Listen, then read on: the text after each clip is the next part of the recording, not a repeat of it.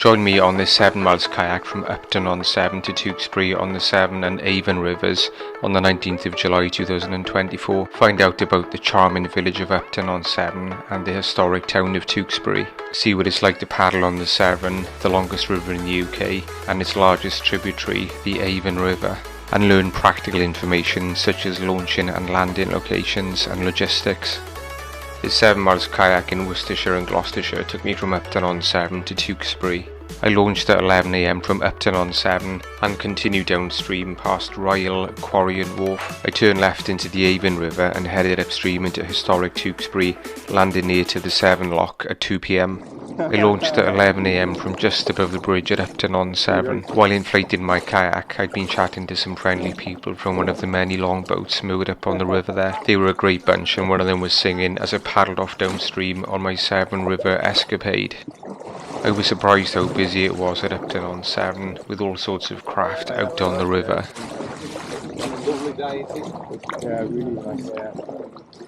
You've got a nice couple of pubs below the bridge at Upton-on-Severn. You've got the Plough Inn and the King's Head up there. Unfortunately, it's a bit early in the day for beer, even for me. Upton-on-Severn looked like a lovely place with Georgian architecture, and I'd have liked more time to have explored it, especially the riverside pubs. I'll definitely be spending some time at Upton-on-Severn when I do the next section of the river from Worcester down to here. I've just paddled into Upton-on-Severn Marina for a quick look around. I wonder how much the mooring fees would be for my kayak. I love these marinas that you get along the larger rivers like the Severn. It's great paddling around them to have a look at all the stunning boats and yachts moored up. I'm going to paddle out of the marina and rejoin the river as soon as this swan and her cygnets move out of the way. Apparently that tower at Upton-on-Severn is known as the Pepper Pot Tower and is the remains of a medieval church. I've tucked into the right bank to let this industrial barge going past carrying a load of aggregates. There's another barge. This one's coming the opposite way upstream, so I've tucked into the bank again. I'm just passing the Royal House Wharf near to Saxons Lode. You can see one of the barges loading up from the quarry over there. There's a public right of navigation on the Severn River, giving everyone the right to navigate from Pool Quay near Welshpool down to Stourport. From Stourport to Gloucester, including the section I was paddling on this trip, British Waterways are the navigation authority, and a waterways licence is required. Membership of Paddle UK or of Canoe Wales, or Paddle Cymru as it's changing its name to very shortly, includes the required waterway licence. Note that such rights of navigation do not, however, give the canoeist or kayaker the right to cross privately owned land or launch a boat without the landowner's permission, so you need to plan your launch and landing points. The water levels at the Saxons, Lode and the Mythe Bridge gauging stations was about 0.5 metres on the day of my paddle. This was towards the lower end of the usual range, so there was not much flow in the river. Anyhow, that's my excuse for taking so long to paddle this route. There's quite a bit of traffic going up and down the river on the Severn today. It's great seeing these long boats out on the water. I've tucked into the right bank again to let another boat come through. Better safe than sorry.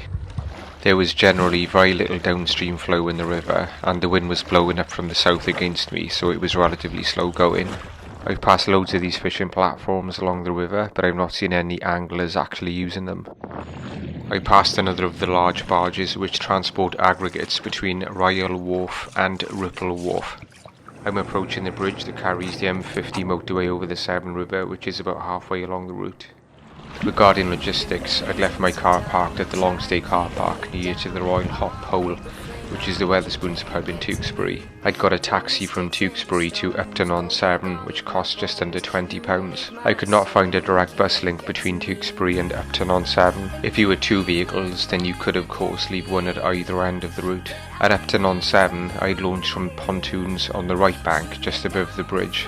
It looked like you could also launch from the riverside on the right bank, just below the bridge. You can also apparently park and launch from Upton-on-Severn Marina for a fee, according to the paddle points feature on the gopaddling.info website. At Tewkesbury, I landed at the slipway on the Avon River, near to the picnic ground below the Severn Avon Lock. On paddle points, this is listed as the Tewkesbury Mill launching and landing location, since it's near to the old Healings Mill building in Tewkesbury. The Severn River is the longest river in the UK, being 220 miles or 354 kilometres long. It flows from its source in the Cambrian Mountains in Wales, through towns and cities such as Welshpool, Shrewsbury, Worcester, Tewkesbury and Gloucester, and then down to the Severn Bridges, by which stage it widens out into a huge estuary. The upper reaches of the river are popular with whitewater kayakers. We only generally do flat water cruising, so we are paddling the river from Welshpool down to the mouth. The Severn River is tidal for about 44 miles or 70 kilometres